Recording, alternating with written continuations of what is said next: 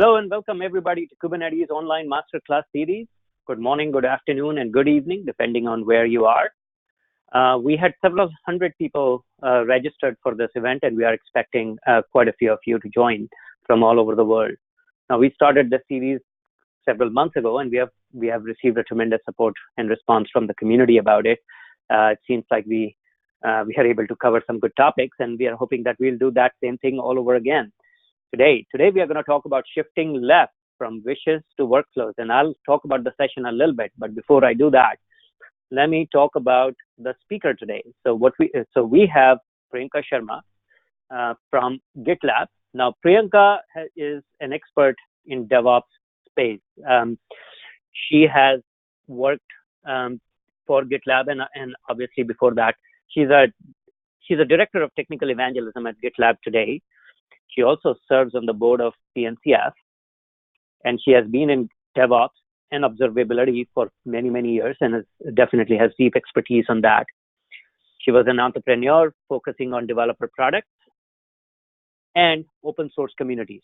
So Priyanka is very closely aligned with what we talk about: open source communities, developer products, CNCF, all those things. So you will find this session hopefully very useful.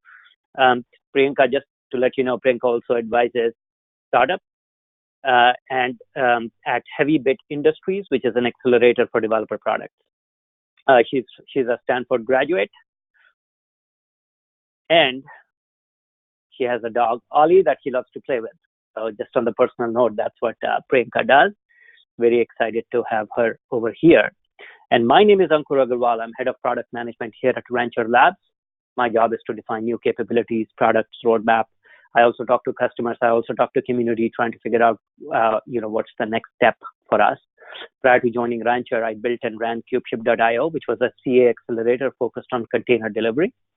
I've been in DevOps and cloud computing space for over a decade, for about I'll say about 8-9 years at least.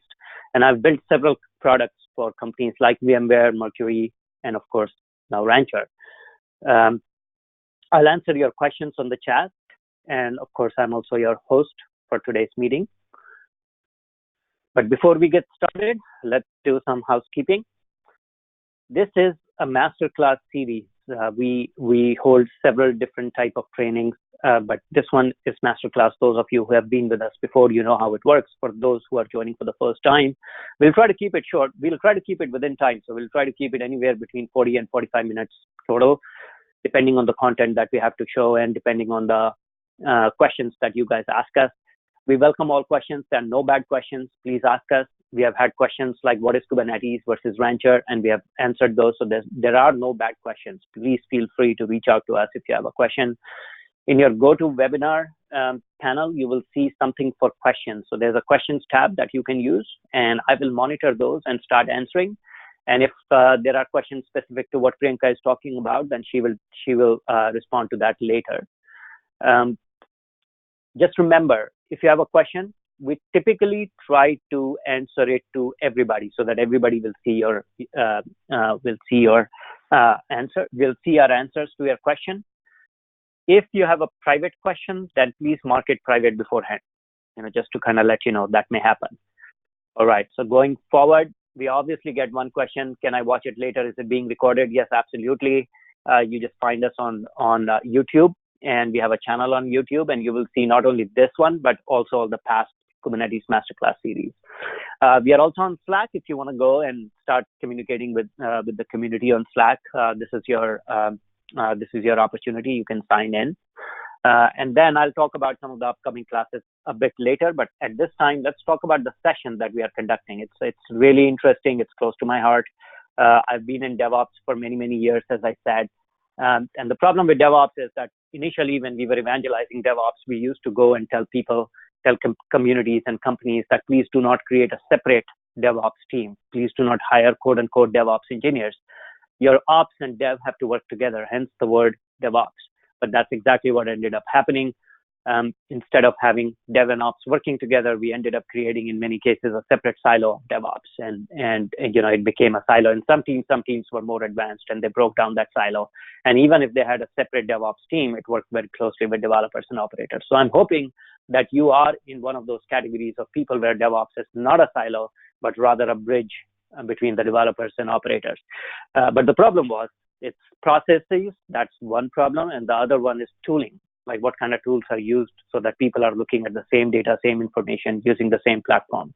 And that's what Priyanka is going to cover. She's going to cover processes, she's going to cover tooling, she's going to cover the landscape, how cluttered it is, and then she's going to talk about a strategy that you could use as you break those silos down and are on your way to DevOps nirvana in some ways.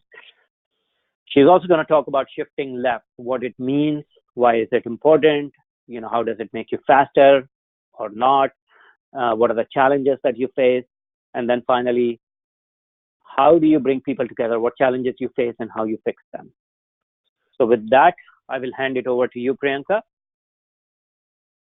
Awesome. Thank you so much for that great introduction, Ankur, and a good synopsis of what we're going to cover today. I am going to share my screen now. All right. Show my, let's see here. There we go. Can folks see my screen? Yes. Awesome. I'm going to go into present mode. Let me know if there are any problems. Okay. Still good? All good. Okay, awesome. Well, thank you. So, what are we going to talk about today? Shifting left from wishes to workflows, because I like alliteration. So as Ankur said, I am Director of Technical Evangelism at GitLab. GitLab is a single application for the entire DevSecOps lifecycle. We started as open source version control, and now a lot has changed.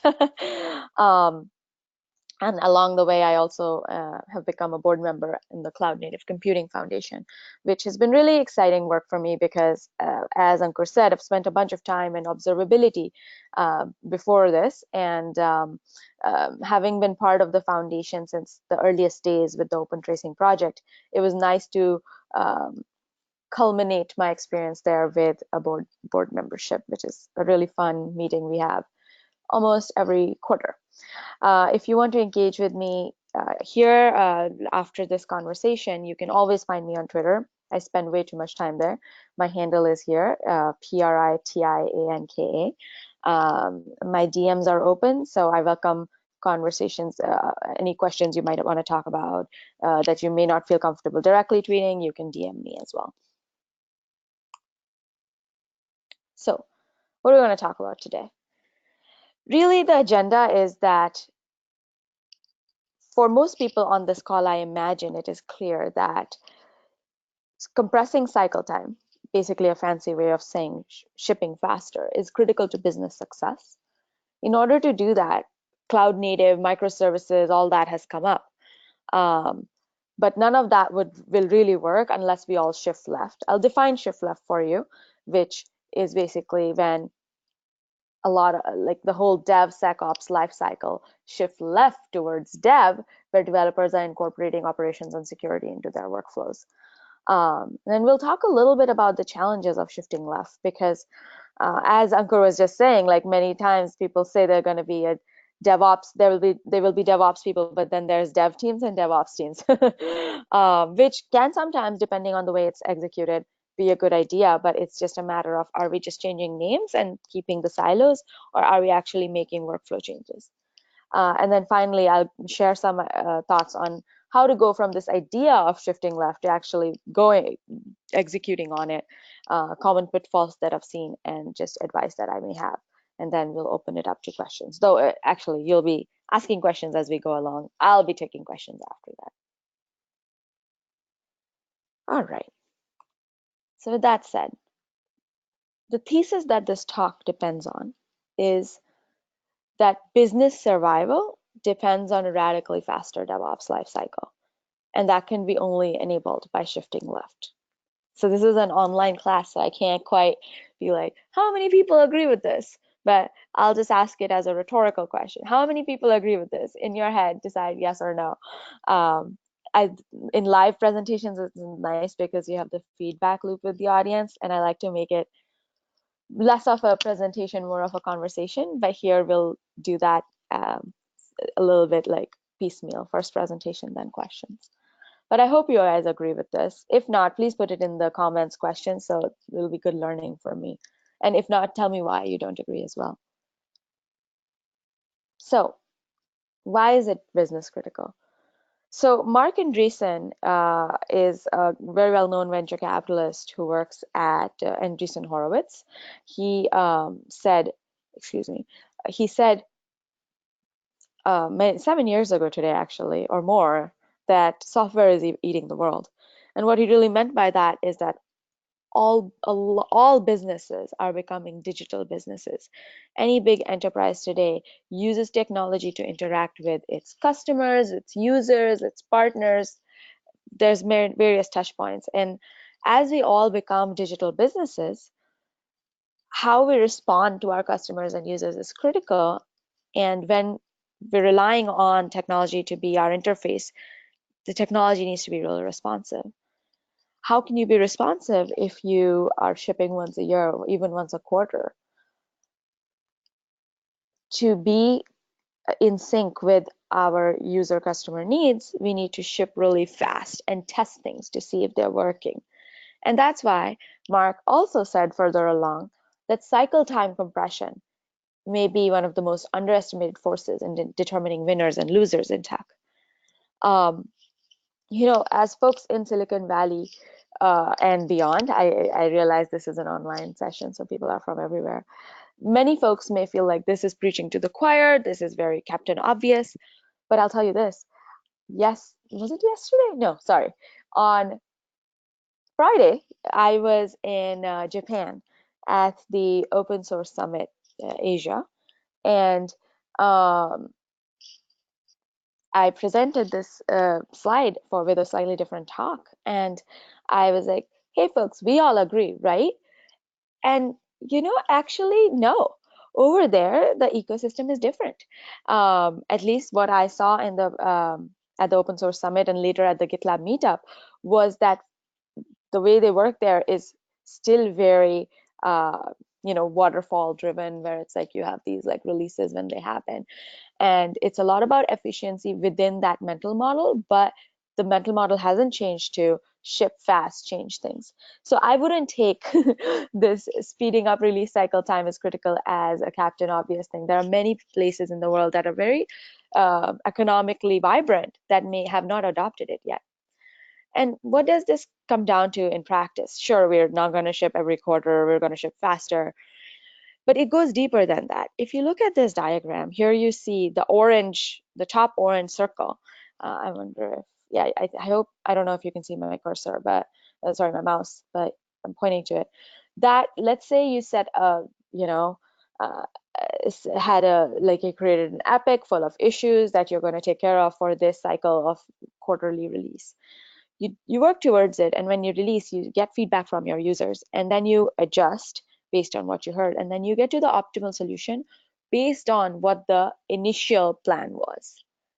However, if you release in really small, tiny chunks where you just do the minimum viable change, go, go, go, then you're getting feedback at every small stage.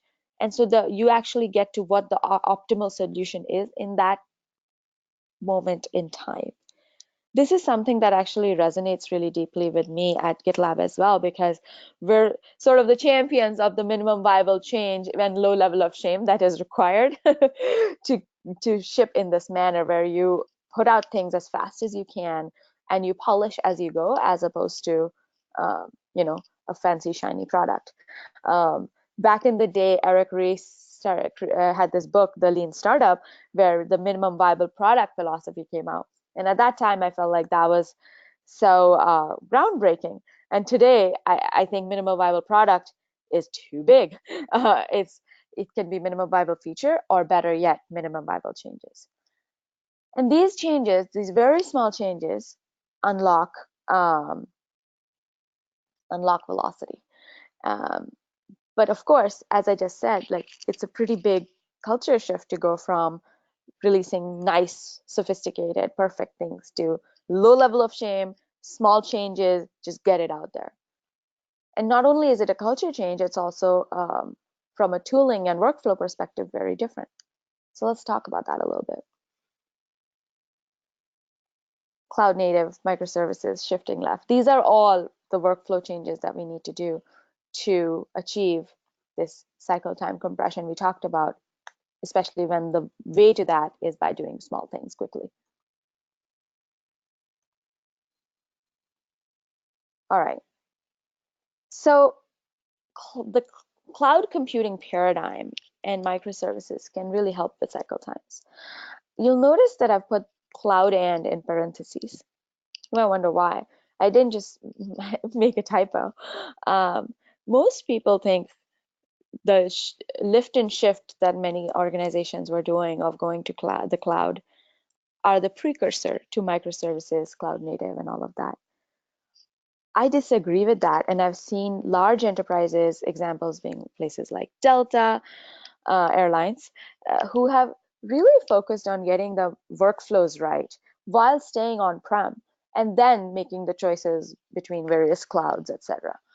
And so that's why the cloud and is in parentheses, because you can build out microservice workflows without going on the cloud. Now, that said, Kubernetes and cloud computing is often very tightly linked to microservices because the two can happen parallelly very often. They're not interrelated as much as parallel. Just a second, I'll drink some water real quick.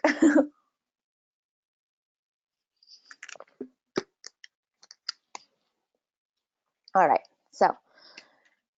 so as this is something we've all discussed for a while, right?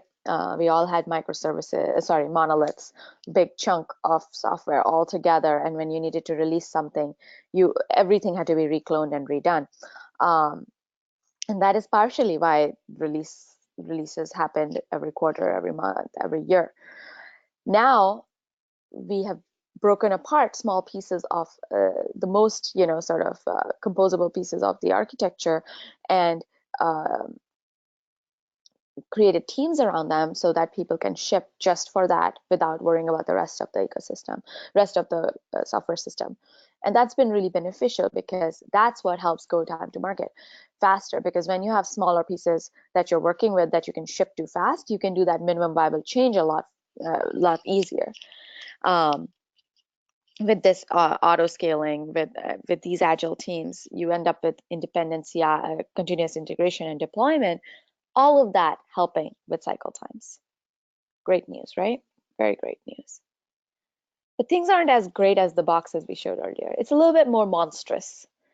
So the monolith used to be this giant dragon that we all dealt with, and it had all sorts of pieces, the front end, the back end, the middleware, this, that, and the monster got bigger by recloning.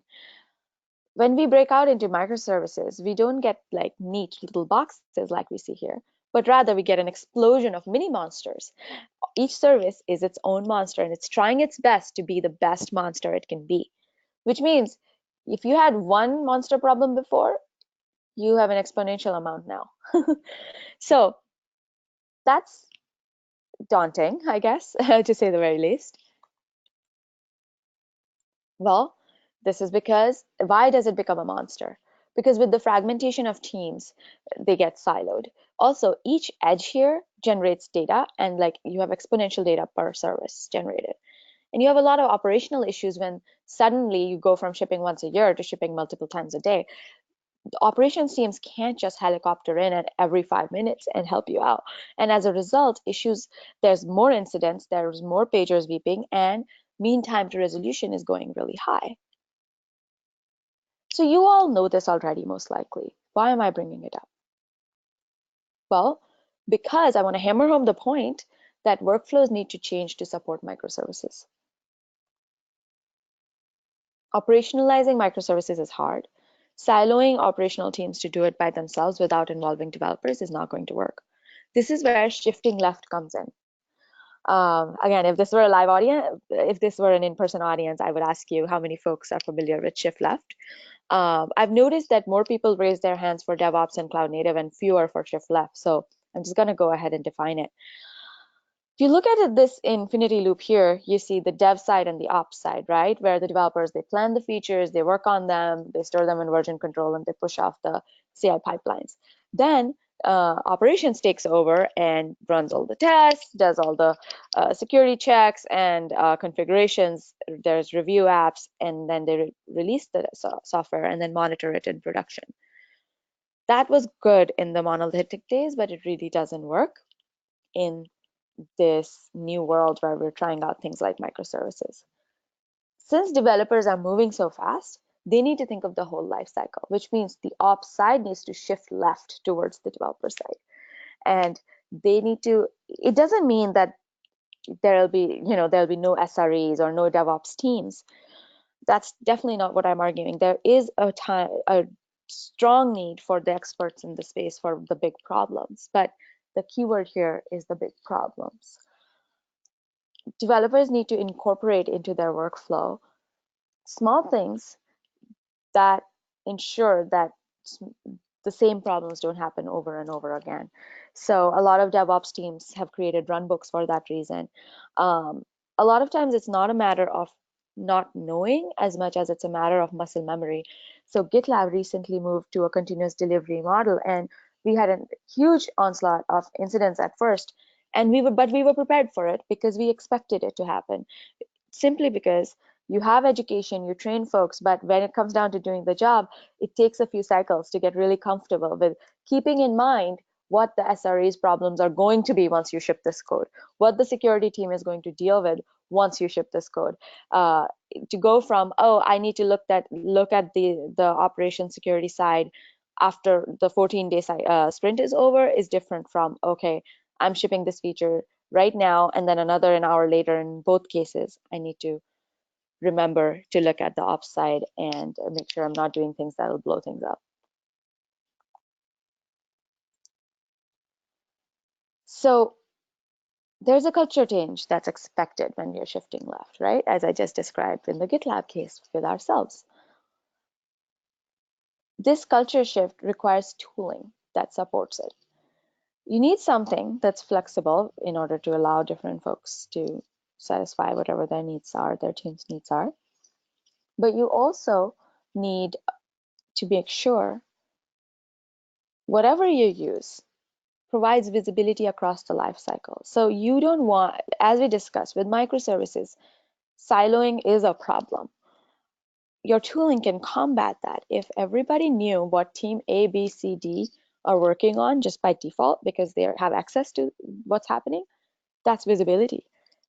That also leads to efficiency, because if I know that, hey, um, the front end team is going to be done is if at this stage, and once they're done, I start doing tests for them. I am notified on my own. I don't need to wait for them to reach out to me.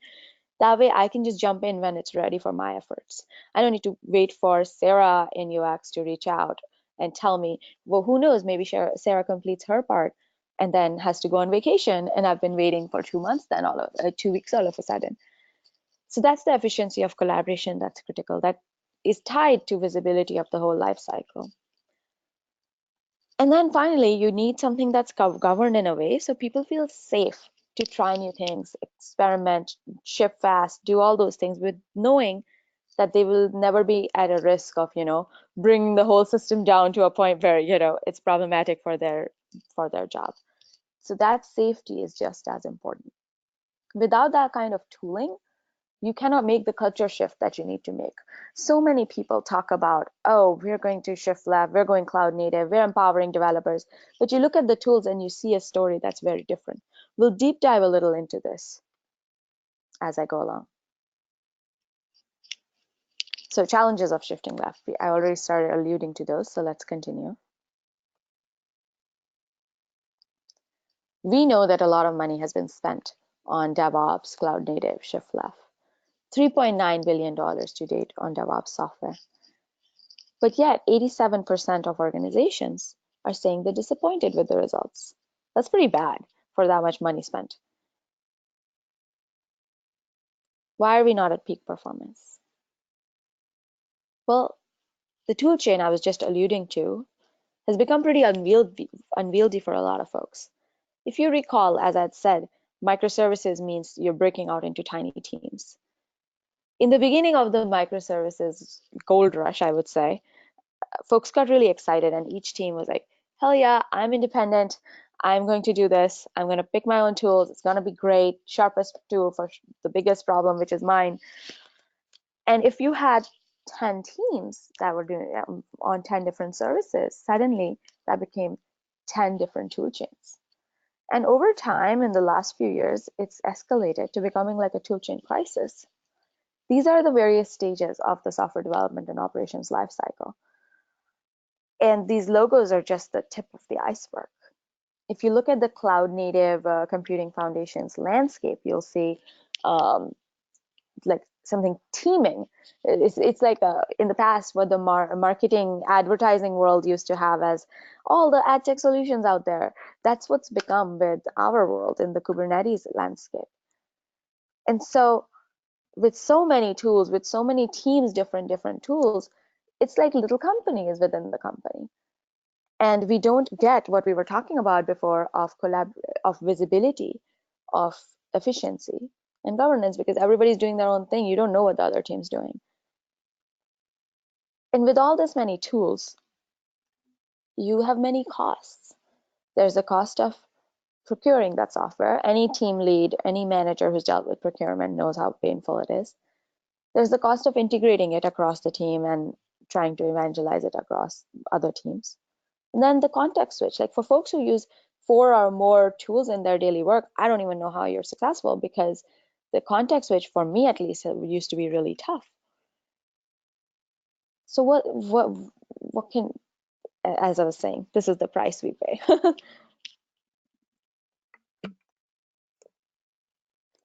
So that was one big problem. And this one problem, as I said, leads to the second, which is the silos between teams. Now there's the silos between dev teams, and then there's also the wall between the dev and the ops teams. As as Ankur mentioned in the beginning, it's highly relevant to think through today. Did we just do something feel good when we went from dev team and ops team to dev team and DevOps team? SREs and DevOps are critical for big issues that come up that are really hard to pinpoint. They're also very useful for making tooling decisions that can be useful for the entire company. But when the day-to-day starts looking like the devs just ship the code and move on, and DevOps are the ones left to deal with the mess, that's when you have a dev and ops silo. And in the audience, you will know if that's what your culture is like today.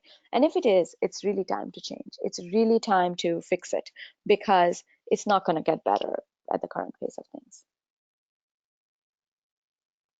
So how do we realize the promise of cloud native, truly shift left and get rid of all these problems?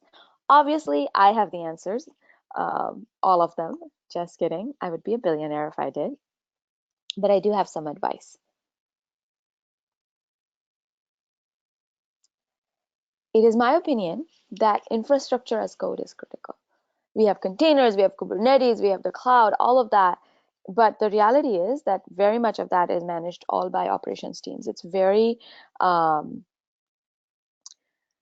do I say this? It's very controlled. Part of the reason, I mean, it makes sense, right? Because companies don't want crazy bills. Companies want to make sure like it's all organized. But at some point you have to take a leap of faith. I mean, I think cloud computing is actually a very good example of how workflow trends only become only become mainstays if they get in the hands of developers. In my opinion, AWS, Amazon Web Services, is a screaming example of shifting left, giving the business AWS business the presence it has today. And the reason I say that is because if you remember, this is still the case, with AWS, it's pay as you go. Any dev can get started any moment and just host their software on it. This is how AWS got popular, through developers. It didn't get popular through ops teams. It was the developers that made it a thing.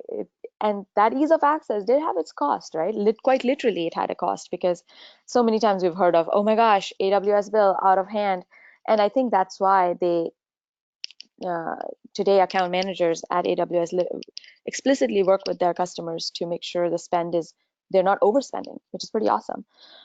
It's a great way to combat um, the problem of going straight to developers, but also keeping that edge.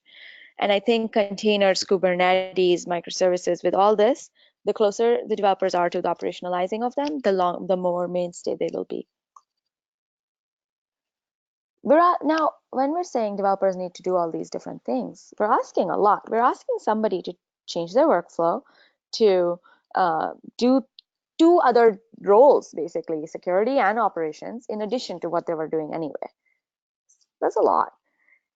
And again, this is my opinion, and this is something that GitLab shares, I share with GitLab, is that it all needs to be in the developer workflow. And so our take is to use Git. GitOps is gaining traction as a term. And just be where the developers are.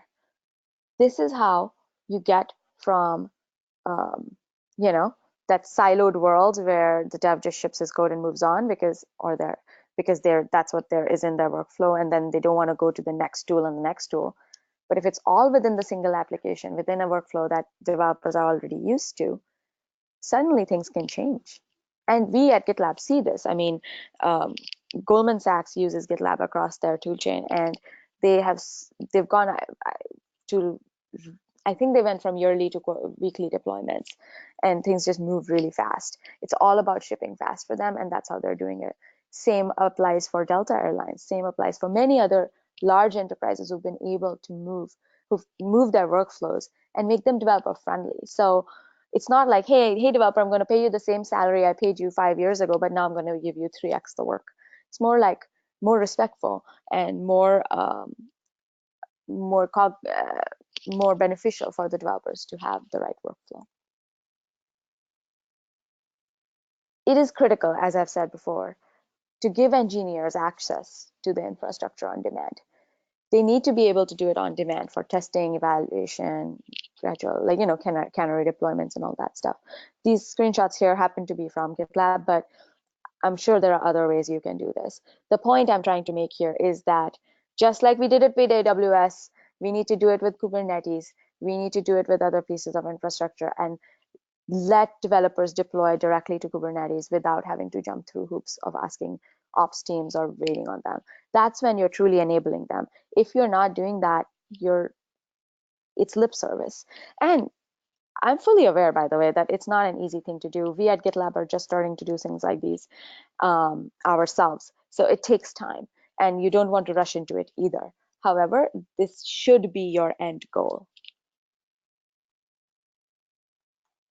Another example is the ability to review changes live when you're doing things so fast. You want to see review apps. This is an example of more workflow that needs to be there. And another thing that people need to do is build a thoughtful toolchain. Do not get into the toolchain crisis with all these billion logos at your disposal. We have graduated as an industry from the early furor days of, oh my gosh, microservices, Kubernetes, this is so great, let me build 2,000 tools, to big enterprises adopting these workflows. There's need for maturity. There's also need for thoughtfulness on how you're going to set up the tooling. While generally, I'm not a big fan of the word DevOps teams when they exist along with dev teams, I think a really great use case of such teams is when they become the platform team and they help with set up the right tooling for the company. I know Delta's done a great job of that, where there's a centralized team that helps figure out what will the entire company use. Lyft is a great example as well. Matt Klein, who's the creator of Envoy Proxy, ended up creating Envoy for the platform team's needs. But they have a really good setup where with the service mesh, they are providing all the baseline tooling and operations, and developers feel more comfortable that way because they have a set of things that are going to happen automatically. And at the same time, that lets the developers dig deeper into the operational side of things. So you need a thoughtful toolchain. The heyday of like YOLO is over. It's time to build consciously. And it's okay if you're already down the path of cluster with a crazy toolchain. That's most people. Don't feel bad. It's just think about it carefully now. The right tools for the job, for the right job, for the right organization. It's all very important. Don't just get any Batmobile. Make sure it works for your company. And I'll remind you again, you need tooling that is visible so you can see what the neighboring team, the other country team are working on. You need something that's efficient, so you don't need to wait for Sally, who lives in Ireland, who has a different time zone, to tell you it's your turn to start working on your piece. And then you need governance, so the developers feel secure to ship fast, test things, and keep moving. So that was my presentation. Thank you so much for listening. I hope I got some creative juices flowing. I hope you start thinking through of how your toolchain works now, how you can shift left and achieve, as Ankur said, DevOps Nirvana. Thank you so much, and I'm always reachable by Twitter after this for conversations. Thank you very much, Priyanka. Could you bring up the slide where you were showing the CI/CD workflow? Yes. Just go a little bit up. This one? This one, yeah. Yes. Every company has their own CI/CD pipelines, and they have their own tooling behind that. And when you talk about GitLab, one thing is that what do you recommend? Like, do you have your own tools for every one of these stops? Do you recommend something? How does it work? Sure. Great question. So in the specific GitLab story, GitLab CI/CD is, we have our own. So GitLab is a single, let me back up a little bit. GitLab is a single application, which means we have everything from the plan stage to the post-production monitoring and security stage, right? And part of that single application is our CI/CD workflow. And this visual that you have here is completely done within GitLab at GitLab. And I can actually show you greater details on this. I didn't have this in my presentation, but I have it in the appendix, this slide. This one's a bit overwhelming. Sorry, whenever I go full screen, it takes a second. But with a single application, you can manage all your things. You can do cycle analytics, you can understand what's happening. Then you plan with like a Jira-like system. You create with version control, verifies where the CI kicks off, and there's code quality, performance testing, all sorts of things. Then you package, secure, release, and it just goes from there. So that is what we use at GitLab. But your mileage may vary. There are people who, for example, will use us for plan and create, but run Tecton pipelines or Cloud-based pipelines, whatever, Circle CI. That's fine, doesn't matter. But the key is to pick something across the company. Of course, it is our, and this is clearly me speaking as GitLab, it is our viewpoint that a single application is the best way to do these things. But then now shifting to Priyanka viewpoint, I say, do what works for you. Just make sure there's not too many switches and changes, and it's consistent across the organization. Okay. We talked about, how in some cases DevOps itself has emerged as a silo instead of breaking a silo. Mm-hmm. Once you have the tooling, in my experience, when I talk to customers, what happens is that the role of DevOps team has become that of tool management, tool patching sort of team. Like these are the people who basically end up creating and managing your Jenkins pipelines, or running Jenkins for you. Right. Well, Jenkins is a full-time job, right? Yeah. So the question is, with your recommendation and tooling, how do you break that silo and bring Dev and Ops closer together without having any more, like without having a third silo in there, or like basically DevOps team actually becomes a real bridge rather than being a silo? How does what would you recommend that needs to be done? Sure. So this is my personal opinion that having a tooling team is not a bad idea. And that is because I've seen it successful at so many places. I think the problem is when the DevOps team is actually doing the operations work, and daily, every day, with every feature, with every uh, anything that gets shipped. Um, I think, as I was saying, two examples of people who've had very successful platform or DevOps or tooling teams are Delta and Lyft. Both have done it really differently. In Delta's case, they have this DevOps team that does all the tooling evals, and they've created a hub, like a hub type system for their tools, where across Delta, there's Nexus, GitLab, and I forget one more tool. And with those three, everyone is all developers in the large organization use those, and then they train these teams train people on how to go from being a developer to being a DevOps person, and they have these, like, they call it center of excellences, and I think they're making really good progress. So that's an example of a separate team that's a tool team, but they are enabling the developers to become DevOps people, and that's the key part here. They're not babysitting the developers and being like, oh, I'm going to just do the ops, don't worry about it. A similar example is Lyft, where Matt Klein was one of the leaders on their platform or infrastructure team, where they've been the people who are basically the SRE DevOps folks in the beginning, but then they built out the tooling using Envoy proxy in a service mesh way that every developer, when they ship a service, they by default get, for example, tracing metrics. By default, they get Prometheus metrics. And then if there's a big problem, like, if there's a big outage or something like that, then this infra team will be all hands on deck. But for the daily, hourly ships, they're not involved. They've enabled the developers to help themselves. And I think that's the key part. All right, thank you. One more question. I think we can make it our last question. If you use, there are many tools in the industry, and problem with a lot of tools is that it's a rip and replace. It's basically you use, like, I can solve all your problems as long as you use my tool for everything and no other tool for anything else. And how do you kind of position GitLab from that context?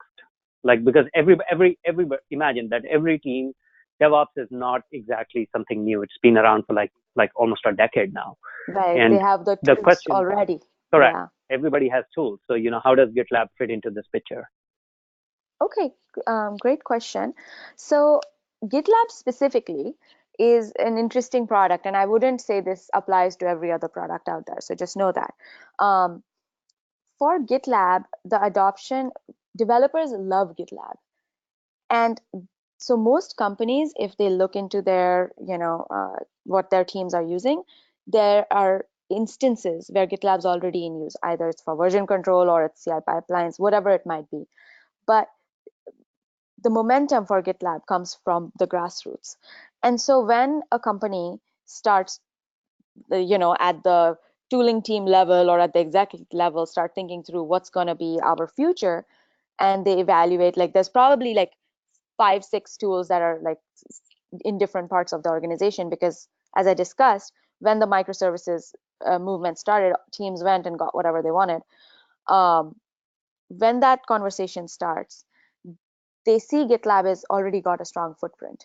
And then when the top level value comes in of like, hey, you suddenly will have something that is unified across your whole company because of the way GitLab is set up, with the way the issues work, the way it's a single application, it'll enable the visibility and efficiency. It just becomes a no-brainer. So often, basically, as I said, like, developers are already kicking the tires with GitLab, and those teams sort of end up leading the charge, and it spreads as we go. So GitLab actually has like the land and expand for GitLab is exceptional, and that's how it works with us. Okay, thank you very much. I don't see any other questions. If you guys do have questions, please feel free to send it in the Slack or on Twitter, as Priyanka was suggesting. Otherwise, what we are going to do is to close this presentation out. Please check out online Kubernetes Masterclass Series page at venture.com to see what other sessions may be of interest to you, both from past and coming up. And as I said before, you could find recording of all those sessions, including this one, at our YouTube channel. And it will take us probably some time to post this one. But meanwhile, please go ahead and check out what we have and what is upcoming. So we will close this. Actually, I did get another question. We have 15 minutes. Are you up for taking it? Yeah, sure. Can you run GitLab CI/CD locally and not on cloud? Yes. You can do whatever you want. Yeah. We're cloud agnostic. Okay, so you can basically download the product and run it on your VMs?